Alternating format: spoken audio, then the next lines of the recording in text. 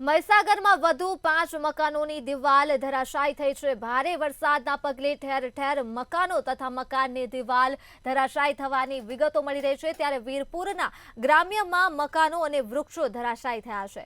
5 ગામોમાં મકાન ધરાશાયી થયા છે અને 45 જેટલા વૃક્ષો ધરાશાયી થયા છે। વૃક્ષો હટાવવાની કામગીરી જેસીબી દ્વારા શરૂ કરી દેવામાં આવી છે। મહીસાગરમાં વધુ 5 મકાનની દિવાલ ધરાશાયી થવાની માહિતી પ્રકાશમાં આવી છે। વીરપુરના ગ્રામ્યમાં મકાનો અને વૃક્ષો ધરાશાયી થયા છે। 5 ગામોમાં મકાન ધરાશાયી થયા છે તો 45 જેટલા વૃક્ષો પણ ધરાશાયી થયા છે।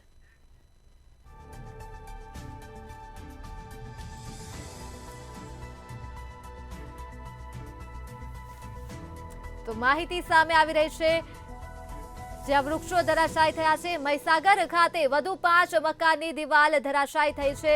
ત્યારે 5 ગામોમાં મકાન અને 45 જેટલા વૃક્ષો ધરાશાયી થયા છે। ત્યારે વૃક્ષો રસ્તાઓ ઉપર ધરાશાયી થતા જ વાહન વ્યવહારને પણ અસર પહોંચી છે।